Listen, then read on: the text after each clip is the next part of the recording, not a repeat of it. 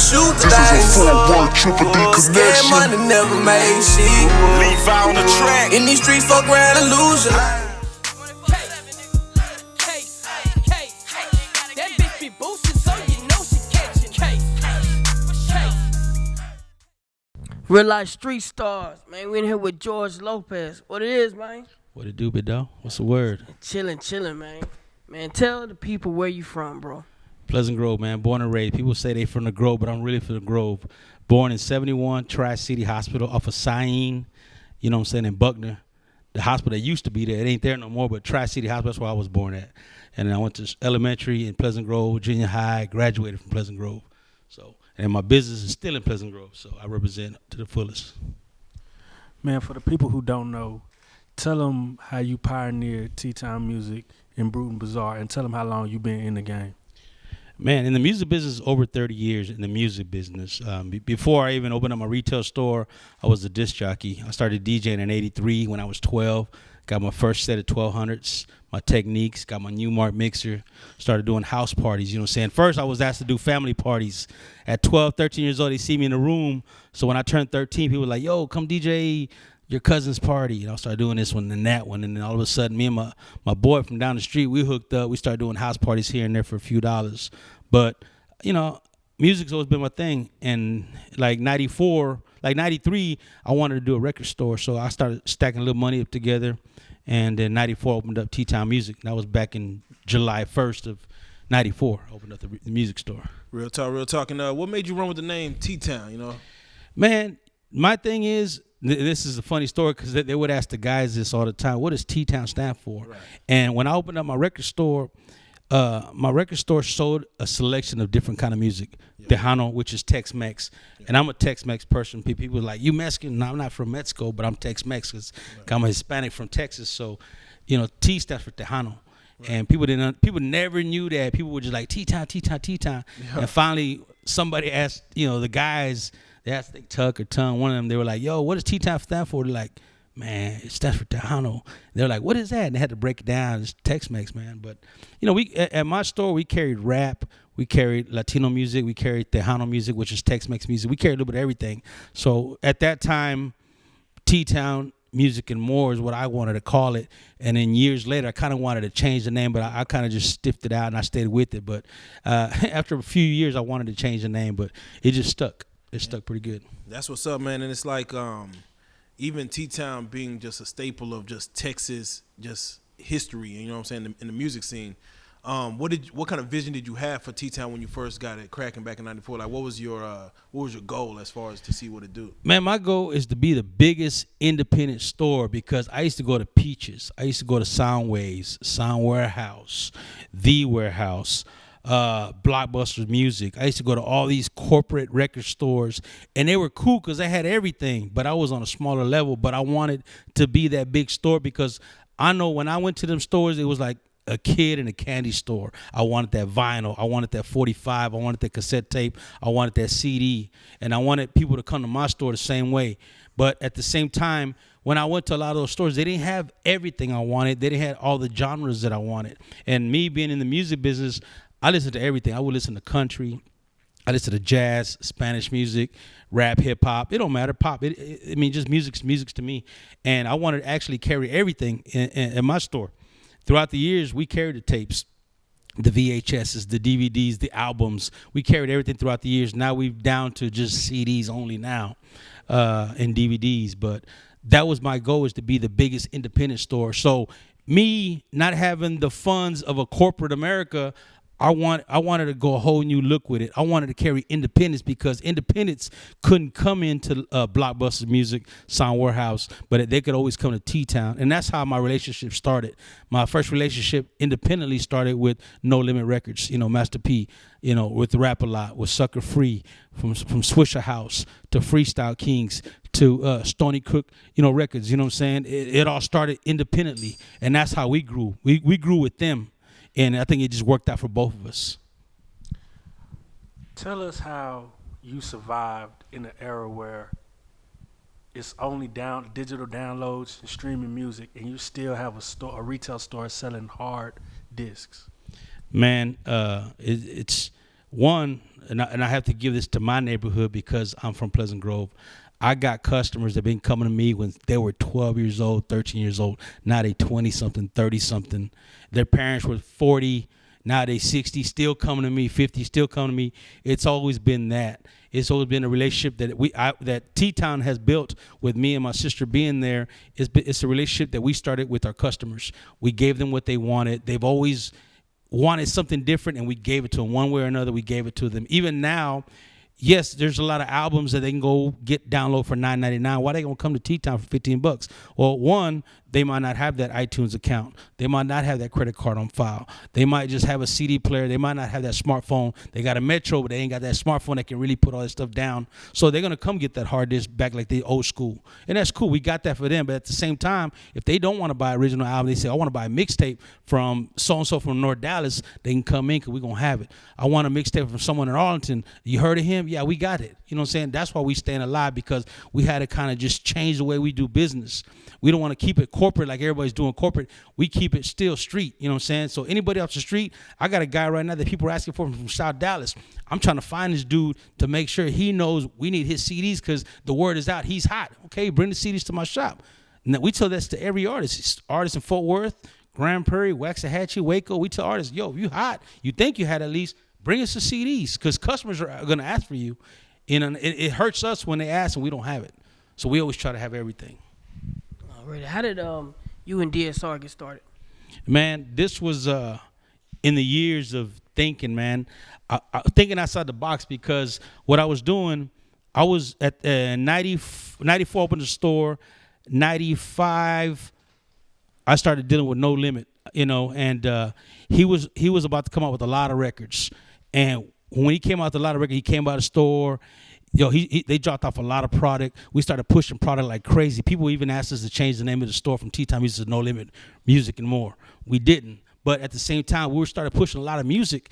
So that was just one trend from No Limit to Rap A Lot. Then I met Swisher House when they first started their company, started pushing all their product. So when I started seeing all this money that was being made, which is cool, but I started sitting back and thinking in 99, man, I'm making all this money for these dudes, and I'm making good, but I'm not making as much money those guys making because I'm buying 1,000 pieces a week from these dudes.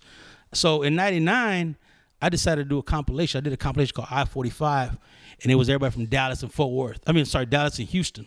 And that was a compilation with everybody from Dallas to Houston. That was my first compilation. We sold probably about 50 to 60,000. It was okay. We did a regular, and we did a screw and chop with OG Ron C. That did so well, I wanted to do my second compilation. I did North to the South. That was the big compilation. We sold over 200,000 copies. We went through Robert Gillum at Southwest Wholesales, and it was so big he was selling units overseas, and the checks were big. So I was like, man, my own label thing's working out. So I'm sitting at the crib. I'm like, okay, I'm making money off other artists, but they're still not my artists. So in 2000, at the end of 2000, me and my cousin sat down, my cousin Trini. We like, dude, we need to make a group. You know what I'm saying? All these groups are hot, but we making them hot. All these artists are hot, but we making them hot. You know what I'm saying? Because we in these streets, we in retail. So we decided to make a group, and we couldn't come up with a name. I'm sitting down talking to my wife. My wife's like, well, I said, I want to keep it dirty. You know, we're gonna represent the South. The Texas symbol's got to be in there somewhere. And then we started playing around with names, and she came up with the name, Dirty South Riders. I'm like, damn, my wife came up with that. You know what I'm saying? So, you know, thanks to my wife, she came up with that, and we wanted to break it down, so we just called it DSR. Because people were like, that's a long-ass name, Dirty South Rider. I'm like, shh. So, you know, we put the word out. We were looking for artists. You know, there was a studio down the hall. I had my own studio. We heard some studios that were around that were doing a lot of freestyle artists. So everybody came out dropping mixtapes by. Tom came out. He had a group called the Freestyle Heavyweights. It was Tom, Fat B, and a couple other artists that came through. Tuck came by. You know, he came with some freestyles. Everybody started coming through. And I was overwhelmed. I was like, man, there's a lot of artists that are good. And at that time, like I said, I don't know how to pick an artist. So I had like 17 artists that I actually liked. So we did a volume 1, which was Tuck and a couple other artists. And then we did a volume 2, which was with Tom, Fat, and a couple other artists. We're like, okay, we got 6 here, we got 6 here, that's 12. And then I got volume 3 called Headed to the Kappa. So we got to put that one out. So we had the guys from volume 1, the guys from volume 2, plus some other dudes from South Dallas we wanted to put on. So we look at the album cover, there's 17 dudes on the cover. It's Dirty South Ride, like, man, we can't do this, man. We got to hit the road. I can't do this. You know what I'm saying? I got a van. I bought a van. We can only fit 7 of us, and that's packed. I said, you know what, we got to cut. And I hated to do that, man, but it was just something like we all talked amongst ourselves. We like, you know, we made a decision. We're going to pick 6, and we came out with our final 6, and that's how we came out with Volume 4, Volume 5, Volume 6. 65 mixtapes later, this is what we done, you know. And just years of hard work, we got blessed enough. We ended up getting a deal with Universal 4 years later, you know what I'm saying, which was unheard to me because, like I said, I worked with other labels, and they were in the game 8, 9 years, still hadn't got a deal. So it was a blessing for us to get a deal. Yeah, tell us about that Universal deal. That's on a lot of people's mind. A lot of course, cats in Dallas are still looking for deals now, Fort Worth artists, and people getting signed a lot, you know, now. But back then, that was the biggest thing that was going on for a Dallas artist as far as a group. Tell us about how that went down, just the life of that deal. That was a label deal. Now, of course, I don't see label deals happening like that. They might be. I don't know. I know a lot, after our deal, there was a lot of 360 deals, a lot of single deals. But our deal was a label deal. TTown was a label. They were signing TTown, and our group was DSR. So they were like, TTown, what do you want to put out? Because we want to sign your label / Universal. I said, who's your 2 biggest artists right now that are bubbling right now? I said, well, it's got to be a Tuck album. It's got to be a Tum Tum album. I said, cool. So that's what we signed for. They signed the label TTown under Universal. The first project was The Absolute Truth, and then the second project was going to be either Get 8. And that's how the deal came out. And of course, the word came out, it was going to be $7 million, but it wasn't actually $7 million. It was just like, if we would have dropped that album, and the option 3, which was going to be Fat B's album, it would have been probably a total close to that. But what happened is we got mixed. There was a big old split up at Universal. There was Motown and Republic at that time split. You know, Chamillionaire was at Republic. No, was it Motown? He was at Motown? He was at Motown, and we were at Republic. So Sylvia Rome, huh? Yeah, we were at Motown first, and then they kind of threw us on Republic with Monty and Avery Littman, and then Sylvia Rome, and then they took Chamillionaire, and they took a bunch of other artists. And people didn't know Universal is one big company, and all the radio quarterbacks are under one umbrella, which is Universal. But when they did a split, Sylvia Rome took all the radio people with her. So when it came out to dropping our stuff, we didn't have nobody to work our records. Nobody. There was no quarterbacks, no nothing. Chamillionaire had all the quarterbacks over there. So you're hearing Chamillionaire, you're hearing Playing Skills, you're hearing all the records getting popping. We're like, what's the deal, Avery? What's the deal, Monty? They're like, man, we have no radio quarterbacks. If you can get a relationship going with all those guys, and we tried to talk to them over there. I went to New York, tried to talk to some of the radio people. They were like, we can't touch your records. We're over here with Sylvia Rome. We'll get fired if we touch any of your records. Y'all on your own. So we kind of just sat there trying to work on records, and it was just bad timing. At the end of the day, it was bad timing, and it was just a bad luck that things happened the way it happened. You know what I'm saying? But I mean, we definitely try to do our best. But I mean, we live and learn. We just keep going. So, as you pioneered TTown music, you started DSR. There's a lot of other things that you have your hands in. We know you have a management company, Gen Entertainment. Also, I know you have something to do with Block to Block. Just explain all the things that you have your hands in, because I know you're multifaceted. Man, I'm always trying to make money, man. I got ideas, and sometimes I try to work with people, and sometimes people are just slower than what I'm trying to work with. So I'm always trying to start something, and sometimes it works, sometimes it don't.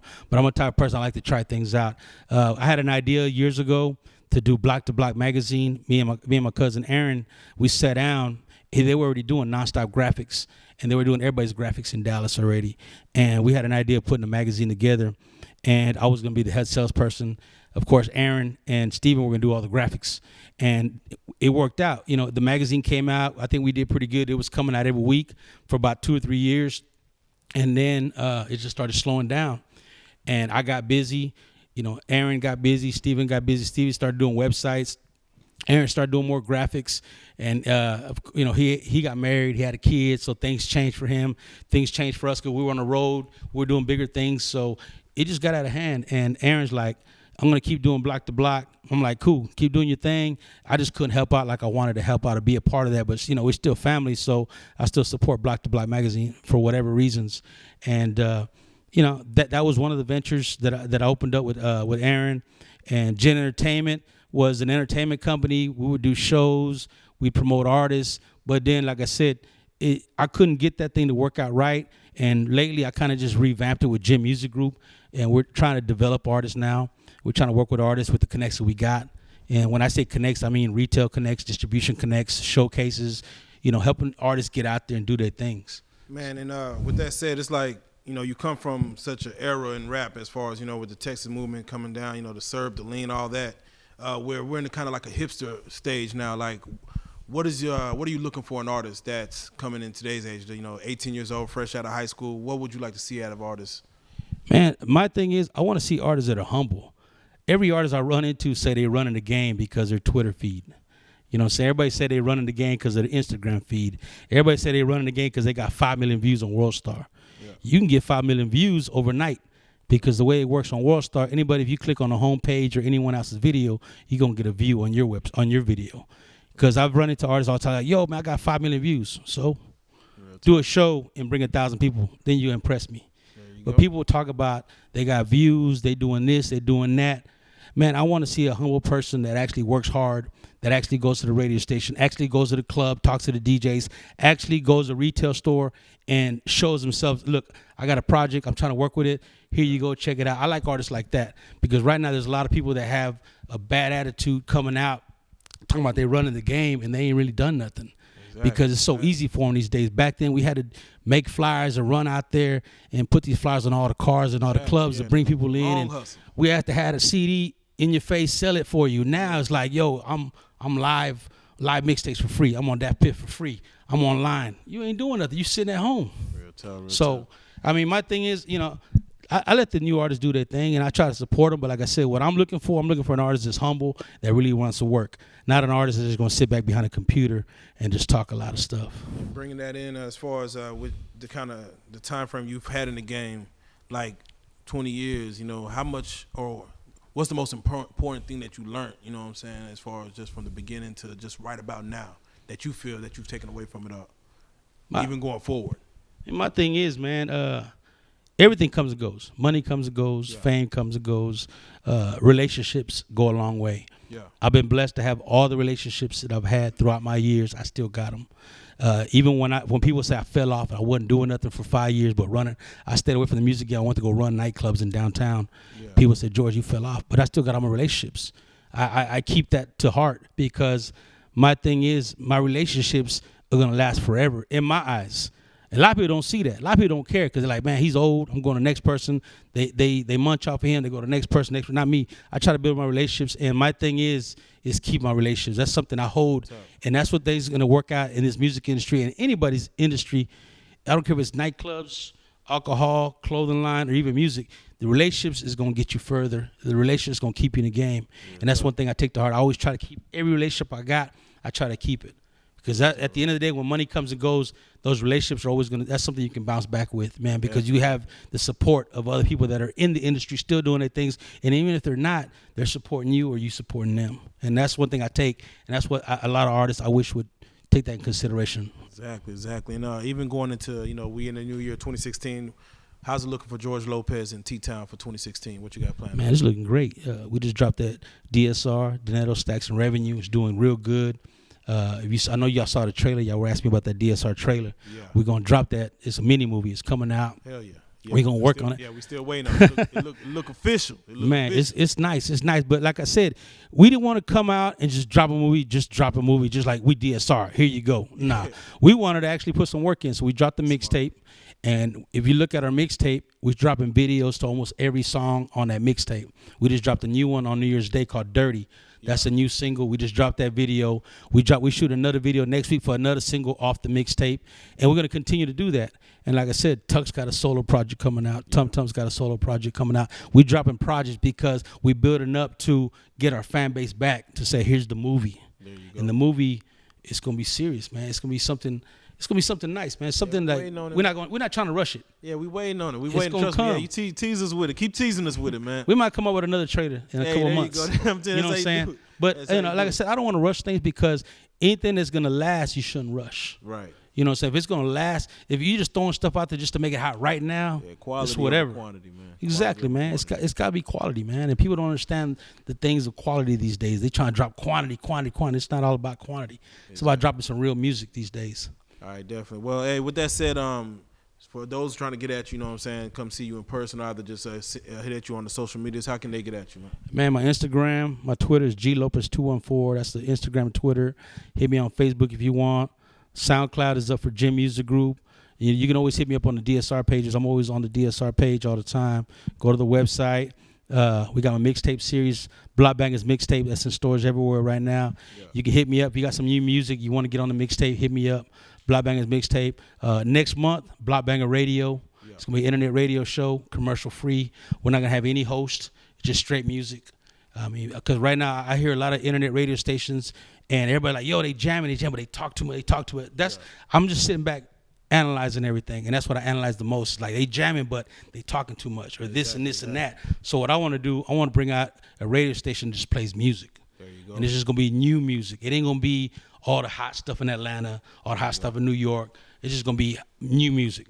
If it's from Oklahoma, a new guy, or Mississippi, a new guy from some part of Atlanta that no one's ever heard, but he's good, he's new, bring it. Yeah, it's going to be new music. That's it. I'm not trying to follow what everyone else is doing. I'm just trying to do something different. That's real tough. Well, you always have a home here, you know what I'm saying, Real Life Street Stars, because that's exactly what you is, man, a real life street star. We appreciate for having you, man, for real. I appreciate being here. Definitely, man.